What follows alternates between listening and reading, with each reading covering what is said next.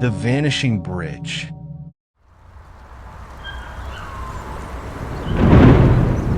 Blackwater Bridge had always been an enigma, a crumbling, moss-covered structure spanning the murky Blackwater River on the outskirts of Dovetail.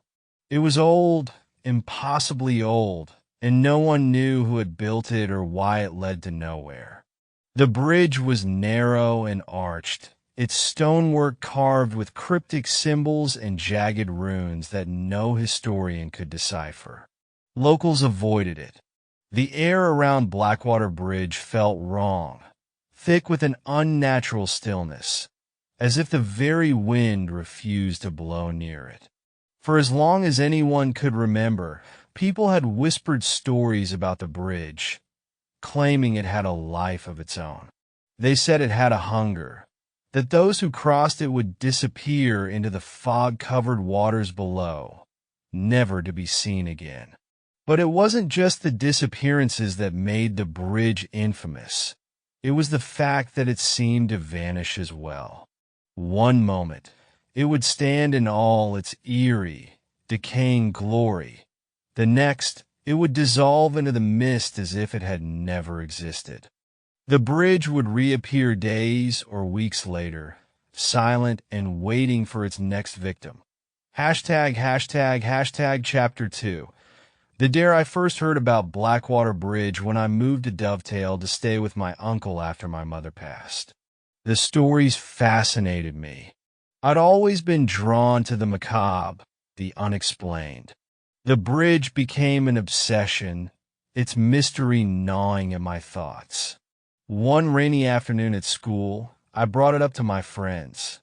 Has anyone actually gone across Blackwater Bridge and come back? I asked, half joking but secretly eager for answers. My best friend, James, scoffed. Urban legends. People probably got drunk and fell off. Nothing supernatural about it. Emma, always the skeptic, chimed in. It's just a creepy old bridge. People vanish all the time in these swampy areas, sinkholes, wildlife, you name it. But Marcus, the quietest in our group, leaned in, his voice barely audible. My cousin tried to cross it once. Said he felt like the bridge was pulling him forward, like it wanted him to keep walking. He turned back just in time, but he hasn't been the same since. The room fell silent, Marcus's words hanging in the air like a dark cloud. James, ever the daredevil, broke the tension with a smirk. Let's settle it. Tonight, we'll go to Blackwater Bridge and see for ourselves. Into the fog. By the time we reached the edge of the swamp, the sun had dipped below the horizon, casting the landscape in shades of gray. A dense fog rolled in, wrapping the trees in ghostly tendrils. Blackwater Bridge loomed ahead, its ancient stones glistening with moisture. James went first, his flashlight cutting through the mist. Emma followed, her arms wrapped tightly around herself.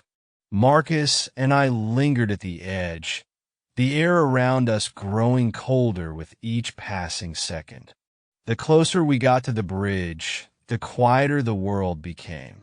The chirping crickets and distant hoots of owls fell silent, replaced by a faint, almost imperceptible hum. The air smelled of damp earth and decay. "This is stupid," Emma whispered, her voice trembling. "We should go back." But James was already halfway across, his figure disappearing into the fog. "Come on," he called out.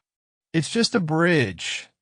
The vanishing act. The moment my foot touched the first stone, a chill shot up my spine. The bridge felt alive, vibrating faintly beneath my weight. Marcus grabbed my arm, his face pale.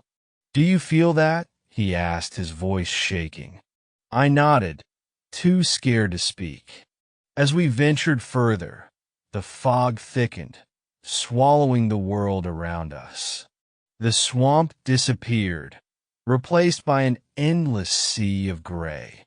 Even the flashlight beams seemed to dissolve in the mist. James was just ahead, his silhouette barely visible.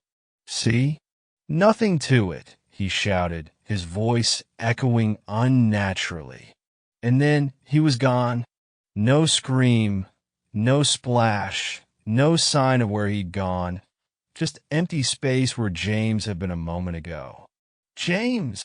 Emma cried, running forward. But the bridge trembled beneath her, the stones shifting like quicksand. Marcus and I grabbed her just as the section she'd stepped on crumbled away, revealing nothing but darkness below. The other side panic set in. We tried to turn back, but the path behind us was gone. The bridge had vanished, leaving us stranded in an endless fog. "Where are we?" Emma whimpered, clutching Marcus's arm. "I don't know," I admitted, my voice barely a whisper. The air felt heavier, pressing against my chest. The hum had grown louder, resonating deep in my bones. We kept walking, driven by an unshakable instinct to move forward. The bridge seemed to stretch on forever, its stones glowing faintly beneath our feet. Shapes flickered in the fog, shadowy figures that moved just out of reach, whispering unintelligible words. The lost ones after what felt like hours, we saw them. People wandering aimlessly along the bridge, their faces blank and eyes empty. They didn't seem to notice us, their movements slow and mechanical. "Are they?" Marcus began, but his voice trailed off. "The ones who disappeared," I finished, dread sinking in. The stories were true. Those who crossed Blackwater Bridge were trapped here, caught in some liminal space between worlds. The figures turned toward us, their heads tilting unnaturally. One of them stepped closer, its face contorted in a grotesque mockery of a smile. "Join us," it rasped, its voice echoing like 1,000 whispers. We ran. Vanishing path the bridge began to shift beneath our feet, the stones falling away into the void. The fog thickened, pressing in from all sides. My lungs burned, my legs ached, but I couldn't stop. Emma tripped, her scream piercing the silence as she disappeared into the mist. Marcus and I skidded to a halt, but there was nothing we could do. She was gone. "Keep moving," Marcus shouted, dragging me forward. The bridge narrowed, the path ahead barely wide enough for one person. The heart of the bridge at last. We reached the end, a massive stone archway carved with the same cryptic runes that adorned the bridge. The air here was suffocating, filled with a low, guttural growl that seemed to emanate from the stones themselves. Marcus stepped forward, his hand brushing against the runes. "It's alive," he muttered, his voice filled with awe and terror. The growl grew louder, the archway trembling violently. And then it spoke, not in words, but in a feeling, a wave of malevolence that washed over us like a tidal wave. It wanted us to stay, to become part of it. "No!"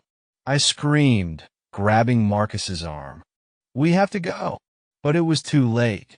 The archway pulsed with light, and Marcus was pulled forward, his body dissolving into the stones. The return. I don't know how I escaped. One moment I was standing before the archway. The next I was lying on the bank of the Blackwater River, the bridge nowhere in sight. The town didn't believe me when I told them what had happened. They said James, Emma, and Marcus had likely gotten lost in the swamp, their bodies claimed by the water.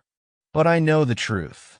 The bridge is still out there, waiting for its next victims.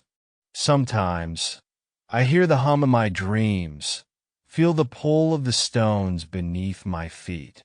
and I know that one day it will call me back, because no one escapes Blackwater Bridge. Not really.